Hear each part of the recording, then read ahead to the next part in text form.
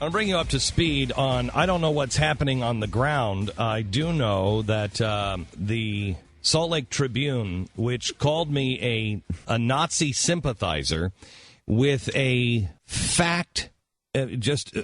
almost factless opinion piece where they had, Stu just took the easy ones and found 8 errors. Not only the easy ones, the top two that we thought were, that's just ridiculous. They got the name of the program wrong, and they got the location of where Man in the Moon was. So those 2 of the 8 they've corrected. And then yesterday they said, I think they granted us, it was Alexandra Carl who wrote the initial op-ed, and it says Carl's op-ed did have a couple of factual errors. Really? Which we corrected. Which we corrected. And the 2 were, like you said, the title and the location. Right, but they did not correct the things like I owned the Nuremberg banner. I don't own that.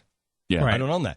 The Hitler's blood, that's wrong. The Goering love letters, they first of all leave out that they're love letters to his Jewish mistress. That's what makes those important. Just Goering love letters do not make them important. They're love letters to his Jewish mistress. If I remember one of the big Holocaust movies that's come out in the last couple decades, I can't remember which one it was. Downfall, it was one of them. That featured that talked about that particular thing because it was so interesting. It's such an interesting thing that this Nazi had a Jewish mistress. Right. So to say that it's not an interesting thing to actually show physical evidence that this occurred is insanity from someone who would care about history. Of course, they're incredibly vital. So he says, now this is from the Tim Fitzpatrick. He is the associate editor of the Salt Lake Tribune. He said Carl's piece did have a couple of factual errors that were corrected online and in print correction. It originally called the show Man on the Moon, blah, blah, blah, blah, blah. But otherwise, the questions about the piece are in the realm of opinion. No, they're not. No, I either own those things or I don't. Right, there's no opinion. And her whole point was he owns those. Why would he own them? Only a Nazi sympathizer would own them. Right. That's what she. That's her you whole don't point. own them. I don't own them. And for a newspaper to just leave alone the so-called opinion that you're a Nazi sympathizer. Right. Is abominable. Well, they say for them to just leave that out there. They say that's an opinion, although an admitted provocative opinion. My ass. Yeah. That goes far beyond provocative. It's slanderous. Editorial writer George Pyle has been fielding calls and letters all week from angry Beck fans.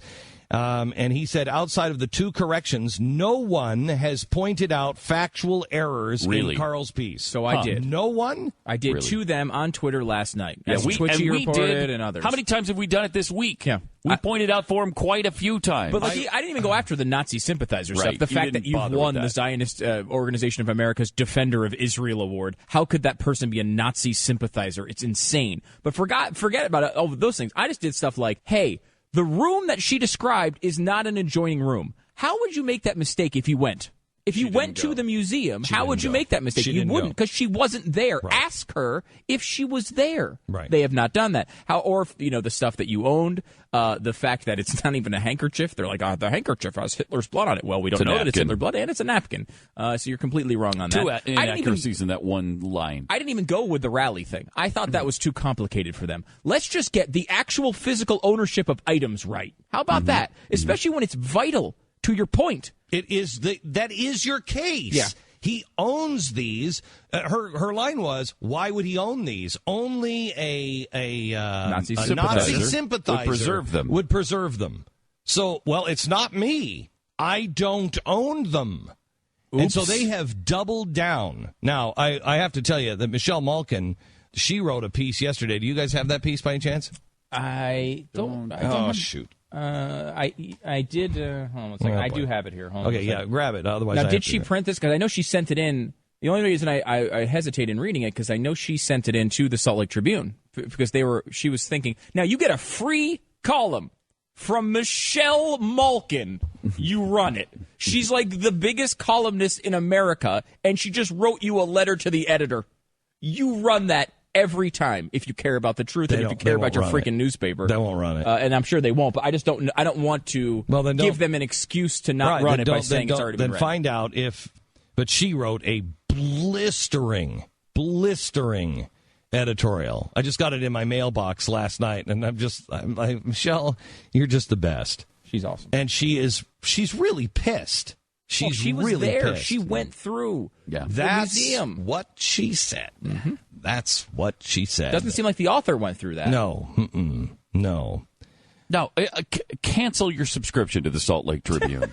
No, why? I don't. Why do you? Stu is laughing every time.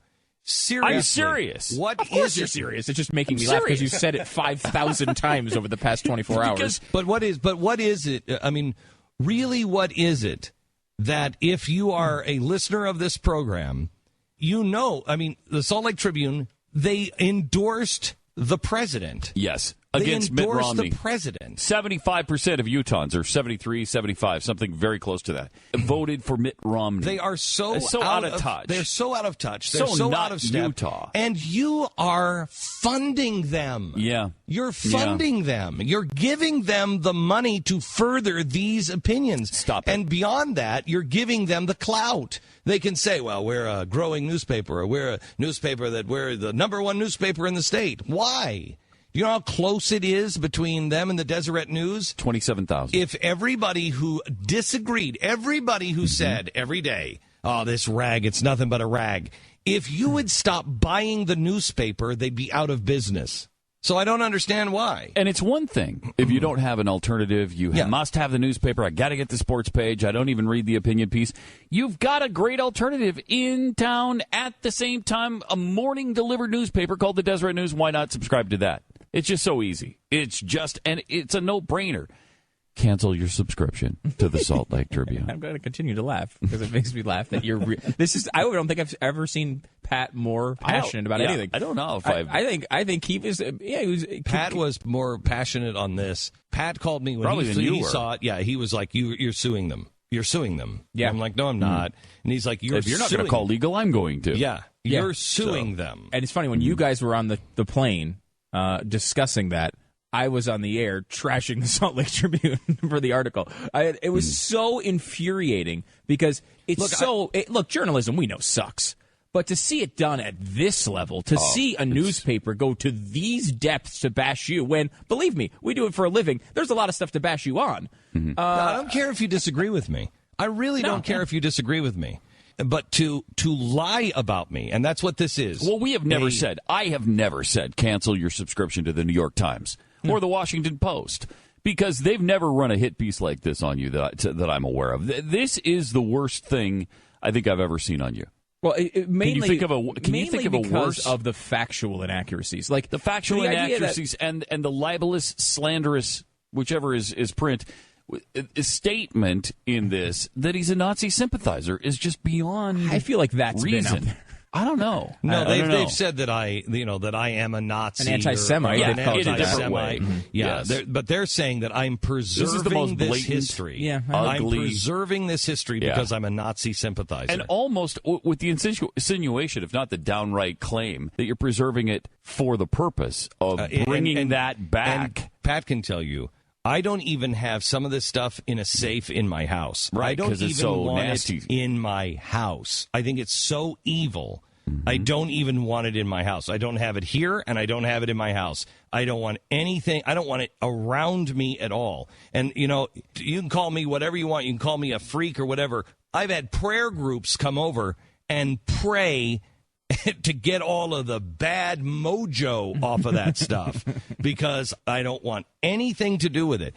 There has been, Pat was with me one day when we were participating in an auction, and there were two pieces of things three things that were up for auction. One was the sword of Mussolini, and it is the one that he wrote about and said, "I knew when I received this sword who I was, and the fascists were right, and I had to do what I had to do." And on the hilt of the sword, I don't remember what it said, but it said something like, a leader just does what he has to do, something like that. And it's a very famous sword, and I couldn't believe it came up for auction.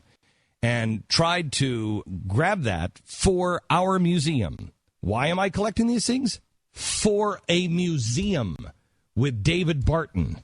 And that's why I'm collecting it. And to show people, it is so much... Do you not understand? Salt Lake Tribune. The visual is so much more powerful than just the audible statement that, hey, this stuff existed. When you show people, it has such a powerful impact. Yeah. And when you can show them the actual items of this kind of evil, it's so revolting to them, they want to avoid it in the future. Shotgun. Charlie Manson's shotgun. I can tell you all about Charlie Manson's shotgun, but when I'm standing there with Charlie Manson's shotgun, everybody's breath is taken away. Yeah, big difference. Why does the Holocaust Museum keep horrible things from the Nazi regime? Are they Nazi sympathizers? Yeah, it's so Or ridiculous. are they trying to warn people of what's coming? But they'll say they're real, true historians. Well, of course that's what they're going to say. Yeah. But the truth is that you're doing the exact same thing. You are saying that this is among the very few worst things humanity has ever done to other people of the human race. And by the way, we shouldn't do this again. We should not do this again. And we should make sure that this does not happen again. And the way to do that is to remember history so we do not repeat it. Yeah, how do you never forget if you don't show people what it is that we need to avoid all the time? Because we have forgotten over and over again. You know what she didn't show or she didn't talk about? Because she didn't see him, because I contest that she was never there. She didn't show all the armbands that were there. Oh, that's true. And you know what? She didn't mention anything else that was there, except vague Americana. Right. But she doesn't know what was there. She didn't mention the armbands that were there. And that was one of the most powerful pieces, were all of the armbands, because it shows it wasn't just the Jews. It was also the homosexuals. Yeah. It was also the communists. It was anybody who disagreed with the Nazi party. They all had their own special shape, their own special color. It wasn't just the yellow star. It was also the green triangle. It was the pink triangle. It was the red triangle. They all stood for something. She forgot all about that because all she wanted to do was just to be able to say he's a Nazi sympathizer. Why, if you happen to be, and we'll get off this soon, because I'm going to take it to court, I think. But why, if you happen to be living there, why would you support people who are doing this? And then they are doubling down today. Yeah, they don't even back off and say, you know why? we should because have run this. They said this is what was it, 65,000 hits to the story or something? Yeah, I mean, they like one of the traffic. biggest. All they care, they're traffic whores.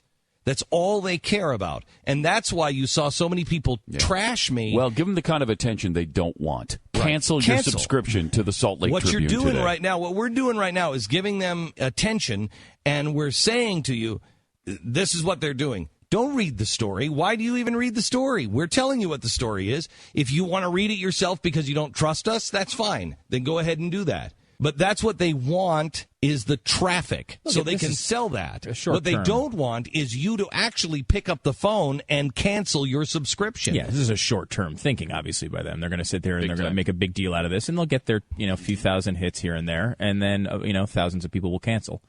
So, I mean, if that's a good long-term strategy, I'm going for tens of thousands of people canceling their subscription to the Salt Lake Tribune. I didn't mean to. And I'll work for the Deseret Morning News for free.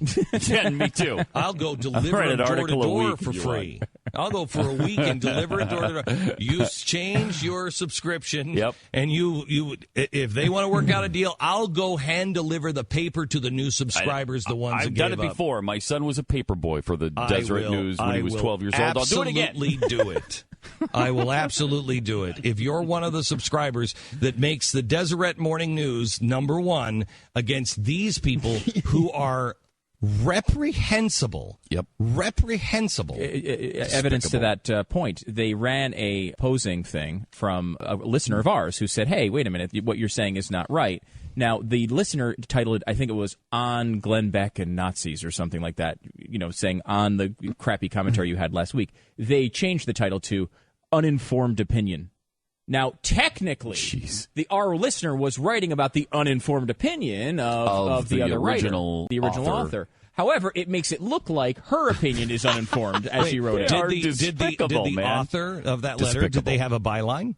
They did not have a byline. They did not have a byline, nope. So it's different than Carl. Did they put their person's last name, uninformed opinion? Nope. No, they didn't do that. No, they did not. All they're doing, again, is doing everything they can to slander not only me, but anybody who thinks like me, anybody who listens to me. They are making this their bread and butter. This, I'm telling you, if you think the Salt Lake Tribune is bad now, This will only make them worse because, A, you're teaching them that you'll take it. If they thrive through this. Right. You're teaching them that you'll take it, and there's nothing that they can do. And, B, because they're traffic whores, they will say, we're just going to keep saying these things. I'll bet you that this woman gets a job with them.